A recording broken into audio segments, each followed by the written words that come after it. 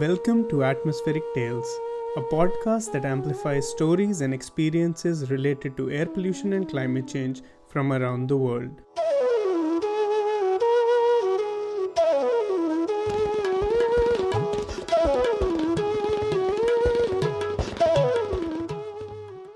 I'm your host Shazad Benny, and welcome to another episode of Atmospheric Tales. Our guest today is Dr. Ritodhi Chakraborty. He's a political ecologist and interdisciplinary social scientist who collaborates with Indigenous and agrarian communities to explore pathways of environmental and social justice. For the past 15 years, he has worked with various universities, think tanks, public and civil society institutions in the United States, India, Bhutan, China, and New Zealand on issues of plural knowledges, environmental and social justice, rural transformation, youth subjectivities, climate change, and agriculture.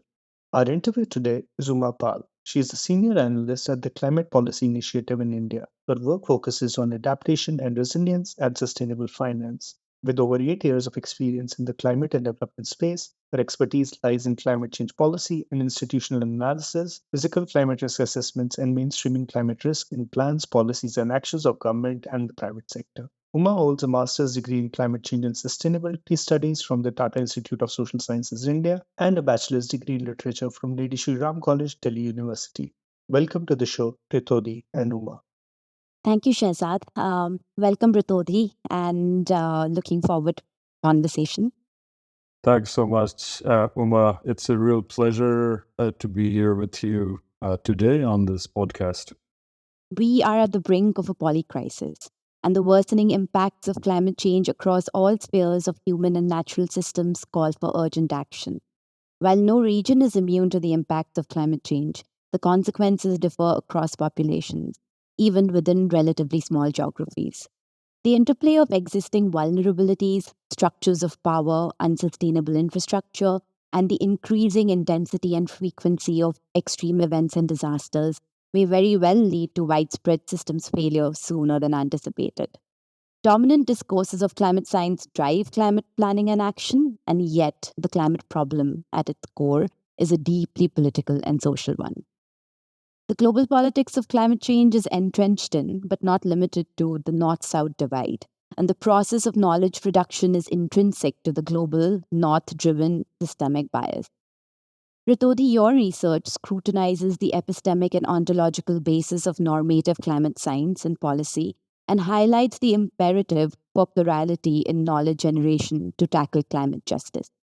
In this context, and to explore this topic more deeply, I would like to ask you a few broad questions around how diverse bodies of Indigenous knowledge play a crucial role in enabling transformational climate action and how they can be best represented in mainstream approaches to climate action. Ritodhi, in your paper, From Climate Adaptation to Climate Justice, Critical Reflections on the IPCC and Himalayan Climate Knowledges, emphasizes that climate change is a matter of justice and equity. The narrative stitches together deeply personal stories and perceptions about development and climate change, and the institutional knowledge and policymaking processes that often fail to incorporate these voices. In this context, could you talk about theory of environmental degradation and how it's been detrimental to resilience building in the highly climate sensitive, difficult terrain of the Himalayas? Thank you, Uma. No, this is a great question. But it is, it's always telling. The question itself is somewhat problematic, right? Because even the words we use to describe certain parts of the world, they remain really entrenched in some mainstream ideas of what a place is like, right? So we often talk about the Himalaya as having, like you said, a difficult terrain or it's climate sensitive, right? And again, the question becomes, it is more difficult as compared to what, right? As compared to Maharashtra, as compared to our Aravallis, as compared to the Bengal Delta, and similarly with this highly climate sensitive, right? So part of this notion of this theory of Himalayan environment degradation, it comes from this exoticization, this hyper specialization of the Himalaya as this really, some would say, exceptional place, right? And that exceptional place is both fragile as well as dangerous, right? It's both a place that can't really be understood, but it's also a place that needs to be protected. And it's also a place that's, off the map, right? That's where dragons live, right? It's a part of the world that we don't understand. And this kind of thinking really drove a lot of understandings around how we engaged with the Himalaya, both from a domestic perspective of, let's say, the Indian state, but also from a colonial perspective, right? The way in which colonial administrators thought about the region. So, theory of environmental degradation, Himalayan environmental degradation, really kind of pushed forward on this platform of environmental determinism, right? So environmental determinism is this really insidious way of looking at the world where we say that human culture or the way that people are is a direct, response to the environment with you. Now, this kind of thinking, was part of the reason why, let's say, colonizers or elite folk, they kind of created these myths about the world. Though tropical people, they're just lazy. They just like to nap in the afternoon kind of stuff. And it's because, it's really hot and it's people get sweaty, so they take a nap. And this kind of thinking, when we reduce the diversity or the complexity of a whole socio-ecological system to a few stereotypes. And they're often stereotypes which help push a certain narrative, which again helps the people that are in power. So, theory of Himalayan environmental degradation, in very simple terms, said that Himalayan farmers, especially small farmers in Nepal, they don't really know how to take care of their mountains. Therefore, there is incredible erosion. Therefore, we need development interventions. We need elite technocratic interventions to help them so that they can more sustainably harvest, farm, what have you, right? So in a sense, locals are stupid. We should tell them how to manage their own resource, manage their own land. So the Himalaya itself has been and continues to be a place where the voice of folks on the ground, right? And when I say that, I mean that there is a massive diversity of voices in the ground, right? It's a huge millions of people live there. There's varieties of kinds of people live there. There are certain voices, of course, that end up coming to the top, but then there's lots of others that remain silent, and it continues to be a place where there is hyper extractivism being practiced through mining, hydropower, what have you.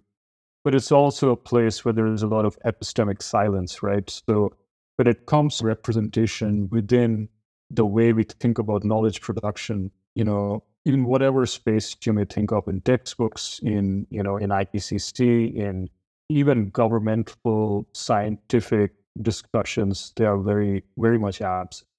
So again, sorry for this long, let's say, opening salvo, but part of the problem about writing about the Himalaya is to begin first with dismantling this very extractive, this very paternalistic, this very, I would call it relational, in many ways, a hegemonic relational apparatus that we have in place through which we look at this room.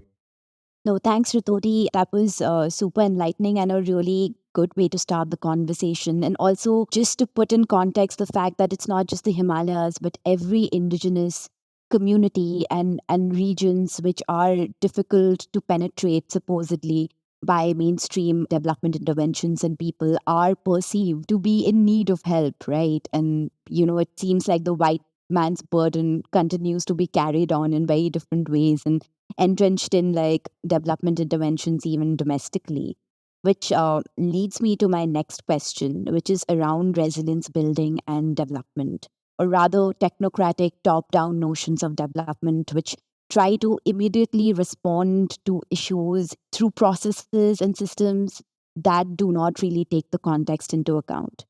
But it also looks at communities who have priorities and needs which are socioeconomic in nature or are to do with inequities and inequalities that people have been facing for generations, and that you also talk about in the paper a little bit. So, resilience is often pitched against development. because resilience measures have longer time horizons, might require for development to happen differently, and may be perceived to be more resource intensive. What role can Indigenous knowledge play in integrating resilience measures in development, and how can the people who will be active participants of this development understand the importance of resilience, or probably they do already, and take it forward from there?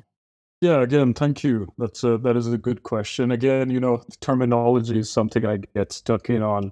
All of these terms, right, like indigenous, resilience, they have their own genealogy, right?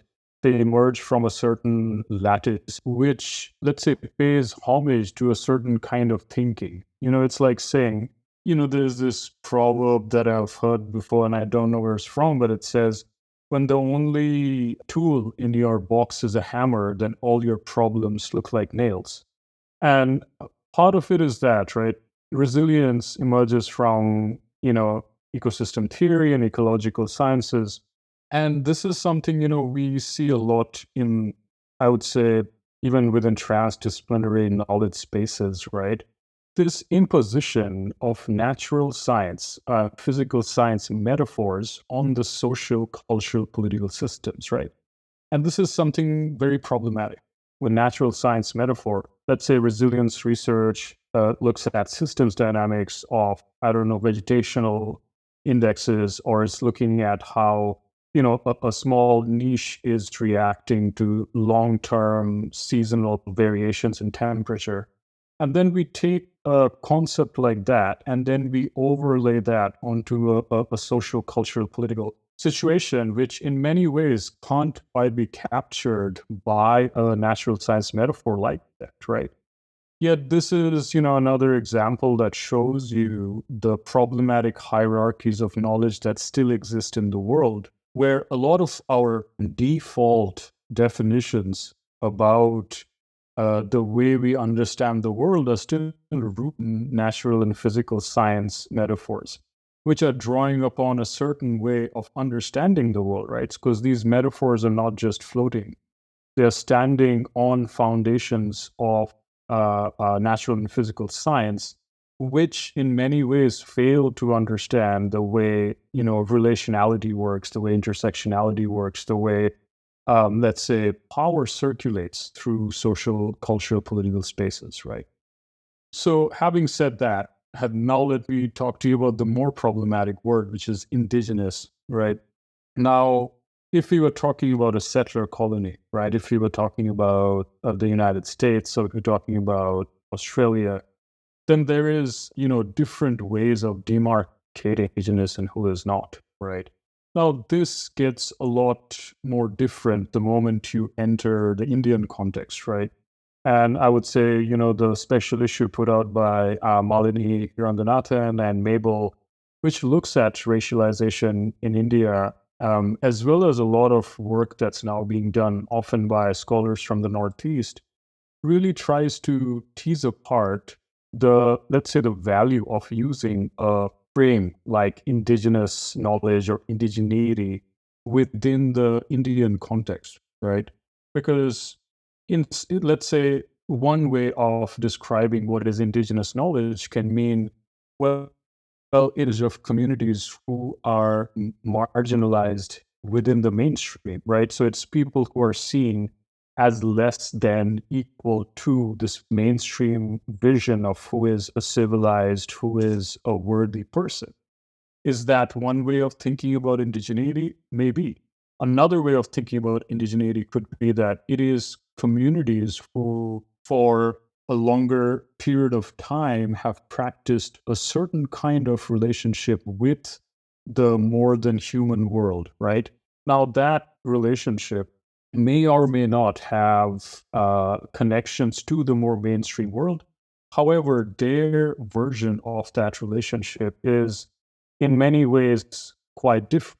The problem then becomes, what is indigenous knowledge, right? Is indigenous knowledge what is being practiced in IIT Delhi? Is indigenous knowledge, what we see in the Jantar Mantar? Is indigenous knowledge what we are seeing in Zero Valley? So it kind of becomes sort of problematic when we try to demarcate knowledge, right, in that way. However, I'm sorry I've kind of gone off on a little tangent here, but I think it's important that your listeners understand that these concepts they're not decided, right? Like their usage or their understanding in a way which is just and meaningful is not being democratic at this present moment, right? So this question, right? What role can indigenous knowledge play in integrating resilience measures? I'm not sure I completely followed that resilience and development are really that different.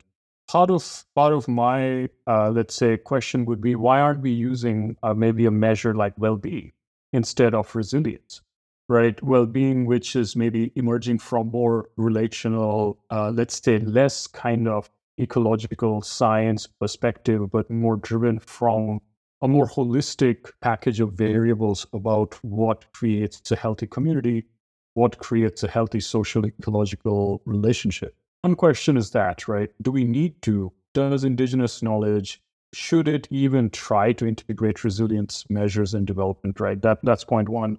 Point two is that, one of the problems of integrating anything is that if before we integrate, we don't equalize the power relationship, right?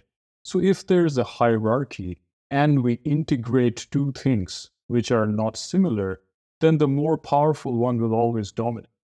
And this is why I am not a huge proponent of pushing for indigenous knowledge, within quotations, I'm putting it here now, inside a lot of mainstream climate science, right?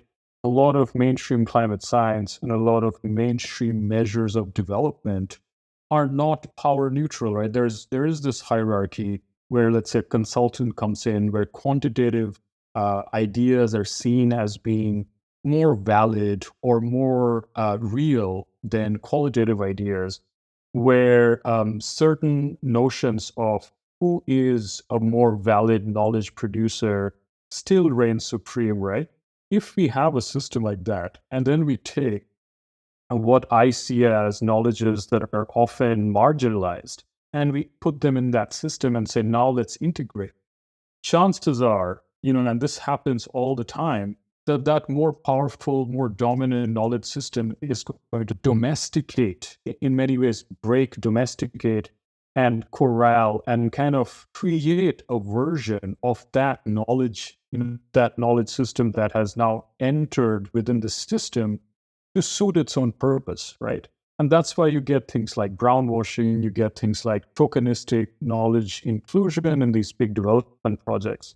So then, like I said, right, the first thing we need to do before we would integrate anything is to actually see how we can create an equitable framework within which integration can actually hold, right?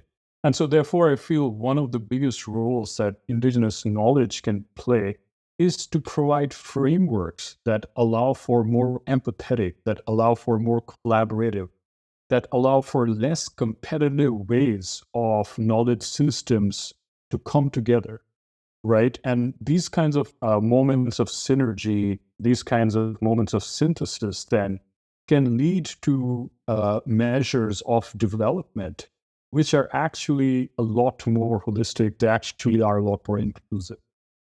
This just takes me to my next question, which you've already spoken about this one, which is around attribution. So, science is uncomfortable with uncertainty. And the obsession with attribution in the climate space seems to stem from the need to fine tune climate models, but also to categorize resilience and adaptation action. So, multilateral institutions, especially development banks, have created structures, processes, and metrics which allow for climate finance flows based on very narrow climate risk informed assessments. What needs to be done then to move towards and streamline more subjective and qualitative approaches to financing and implementing climate policies and action? Yeah, this is a great question. And again, I'm not sure that we should be doing that.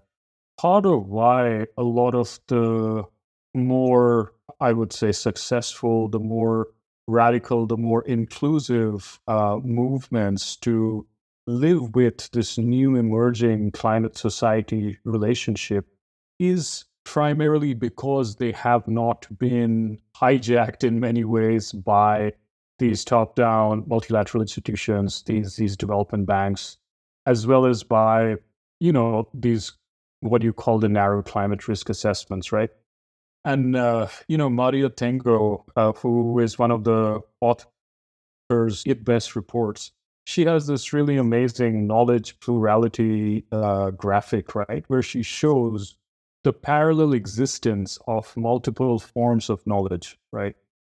I am a firm believer, again, going back to what I was saying earlier, of not kind of trying to create I would say moments of triangulation, right, or moments of coming together between a more powerful and less powerful institutions and communities, because there is that constant fear of that hijack happening, right? So what I would say is the first thing we need to do here is, let's say there's three things we need to do. The first thing is that there needs to be a lot more on data justice within climate modeling, right? I mean, there's that really famous book that was written at this point like 10 years ago, The Social Life of Climate Change Models. And, in that, Mike Holm has this very interesting essay, right, about how climate models gain and exercise authority.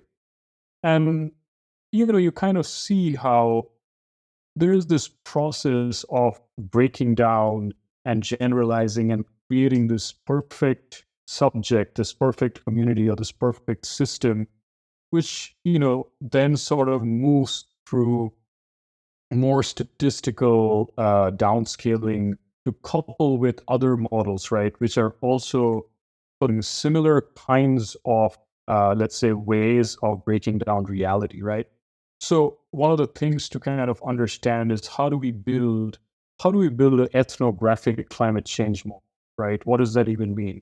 How do we build a climate change model where the outputs of downscaling or the outputs of statistical measurement, right, are not treated as some kind of definitive point, but are seen as points on a spectrum. Now, what ends up happening is if I suggest something like this to the climate science community, they would say, well, if you say something like this, you're just going to give ammunition to the science deniers, right? And I would say science imperialist way of thinking about climate science has, in a sense, created this kind of algorithmic hegemony, right? We have basically outsourced our truth telling, right? The way we are understanding climate change, we've outsourced it to algorithms. And whoever controls those algorithms, which more and more and more are large tech companies, right? Like Google or Microsoft, with their massive AI platforms, right? And Eric Nost writes about this really well in his paper called Earth for AI, where more and more and more of this, really hyper dense data layers are coming in, data which itself, I'm not sure if ethical and audit and kind of regulation wrapped around it. It could be people's data which we shouldn't have access to. And so now that we are trying to hand over to algorithms in many ways, the task of being our storytellers, it has become a really problematic thing, right? Because those algorithms then are really trained not to pick up on power. They are trained to not pick up on the way that difference works, or the way that intersectionality works, or the way that relationships work, or the way that, the global political system works. So step one is, how do we build ethnographic climate change models, and why aren't we doing more to focus on that instead of taking one regional climate model and then basically reproducing it somewhere else by populating it with, supposedly contextual, mostly ecological and, physical atmospheric data. Point two is that we need really, really strong regulatory and audit systems, right? So we need assessment systems for the way in which we actually assess things, right? So these narrow climate risk assessments, they serve a purpose, right? They didn't just emerge out of nowhere. The insurance industry is making billions of dollars, off the backs of such risk assessments. And if we have this kind of unholy alliance of big capital and big data, then we really need watchdogs. We need ways of reining in this kind of what seems to me as, this absolute rampage of risk, which is now being thrown at in communities, right? Because if we can turn the world into a risky place, then you can sell a lot of insurance. Also, if the world is a risky place and we are constantly in a state of war, then we can essentially disband civil rights, right? Because during crisis, that's when democracy suffers the most. So there needs to be a lot of work done on sort of creating these regulatory mechanisms. Right. This takes me to my next question, Ritodhi, which sort of takes the conversation back to the Indian context. Where do you think multiplicity sits in India's climate governance space from the national, subnational, and local lens?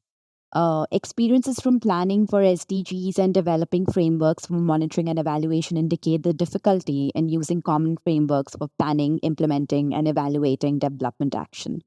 How do you think these processes can move away from techno-managerial, expert-driven, and conceptually reductionist approaches, but also retain accountability in the process? Thanks for that question, Uma. Now, again, this is a million-dollar question, and I feel there's, 20 different ways of addressing this. So part one is that one of the things which is interesting, and I don't think this is unique to India, right? That each scale that you talk about, the national, subnational, and local, they have very different agendas, right? Many of these state climate action plans that were made, often with the help of big development consultants like GIZ or Swiss Aid or UNDP or what have you, they just took sustainable development, or they took development rhetoric, or they took development thinking, and they essentially created a development plan. And then they said, well, hopefully someone is going to finance it.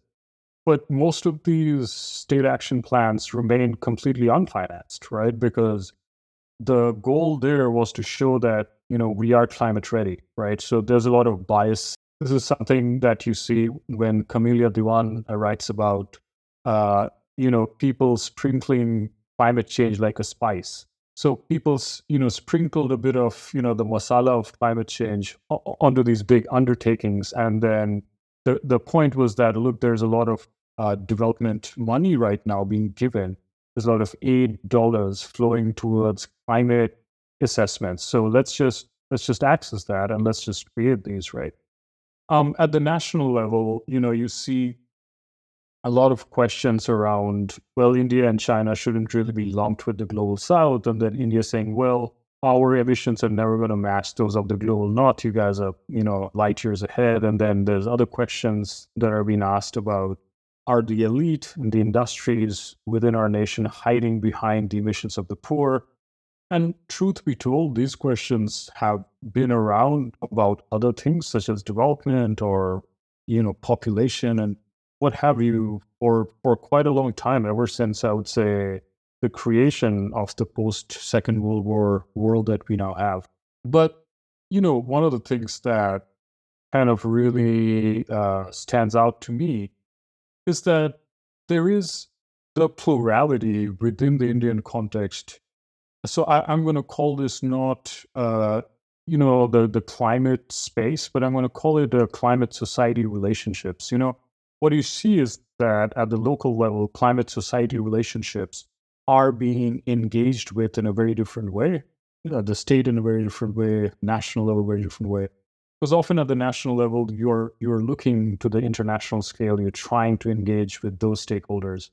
But for example, my work in the Himalaya, right, when I'm working in Uttarakhand, so one of the things that I'm doing right now is my project, which is called the Himalayan Manthropocene, right? So I'm looking at how patriarchy in many ways is driving not just the creation of climate knowledge, but the gatekeeping of how such kinds of knowledge ends up in the more political space. So my point is that, this notion that this techno-managerial, expert-driven, conceptually reductionist approach that's there, yes, it is there, and it will always be there, right? Because we have this development state which is driven by industrial, thinking. We have STEM, which is much more powerful than other critical ways of thinking. And we have a deeply, let's say, colonial world where certain kinds of knowledge are seen as being more valid, right? So the way to move away from this, actually, like I said, in many ways, is to allow many of these local initiatives to do what they're doing, right? Yes, there are really problematic things happening at the local scale as well that are casteist, that are sexist, that are, ethno-nationalist. There's a lot of religious othering happening, and those things end up having a massive effect on the kind of projects and the kind of solutions that we come up with, right? But the plurality is there. The plurality requires to be assessed, not through one standard metric. And I feel that's what we need to do, is to look at our adaptation or mitigation successes at the local scale through assessment metrics that make sense to that scale. Thank you. And finally, I'll move to my last question, which is perhaps a more personal one, Ritodhi, around how you approach your research and where you see yourself in the climate space, or rather, as you say, climate society relationship. The burden of the anthropologist and ethnographer lies in the realization that they are an intrinsic part of the documentation and storytelling process, and yet are an outsider in so many ways. Have you had to grapple with these questions during your grassroots work? And would you have any tips to share with researchers in the field? Yes, thank you. Again, this is a very, I feel this is a complicated question to answer. But first thing I'll say about positionality, right? I worked in lots of parts of India where, all of India is very casteist. And so I worked in spaces in Uttarakhand, for example, where my caste profile, the way I sound, the way I look, has allowed me unprecedented access, right, into people's homes, into communities, which, if you were of a certain religion, if you were of a certain caste, that would be close to impossible, right? The fact that I'm a het cis man also has empowered me in exactly those ways, right? That's a privilege, which has allowed me to do a certain kind of research, which a lot of other people may not have been able to, right? To tell you the truth, this question about studying the climate, still today I'm not that interested in studying climate change, right? My main issue actually is in studying the ways in which climate change, or the knowledge production around climate change, the politics of climate change, is seeking to obfuscate the underlying structural issues, which are actually the reason why we have those issues, right? So that's the reason why I'm still in this space. And I would say, for example, because I did my dissertation on masculinity, right, on studying rural men and the ways in which that generational changes are happening and how that has an impact on the way we relate to land, the way we relate to ownership, the way we relate to the state, to all of that. So my point is that if you are trying to study climate change or climate society relationships right now in India, what you should really be studying is power. What you should really be studying is how communities, at whatever scale you want to study them, are reorienting themselves, are engaging with these broader historical structural processes, right? And always, know that just because you can do something doesn't mean you should do something, right? So that notion, that really powerful idea of feminist epistemology is right, of feminist ethics, which allows us to treat our folks that we meet in the field not just as test subjects from whom we are going to extract knowledge, which is something that happens often with indigenous and rural communities in India, but as co-producers, or as co-workers, or as let's say, at the end of the day, you should be really sure when you're in the field or you're doing research, what is your end goal? Is your end goal a publication in Nature, or is your end goal some kind of a livelihood? Or is your end goal understanding how we can support the ongoing work happening on the ground, let's say within marginalized communities, to address not just climate change, but everything else, right? Everything else from casteism to capitalism to the state to sexism, all of it together, right? Because people don't just address one thing. They are pushing back against all of these forces that on a daily basis are trying to rob them of not just their land and not just their lives, but also of their dignity. So part of it is that, like, your ethics as a researcher should be to, those communities much before it is to some scientific ideal. Thank you, Ritodhi. That was a wonderful, enlightening conversation. Thank you. With that, I would like to thank our guest, Dr. Ritodhi Chakraborty, and our interviewer, Uma Pal, for joining us on this episode of Atmospheric Tales. Thanks to all our listeners for tuning in. Make sure to subscribe and share.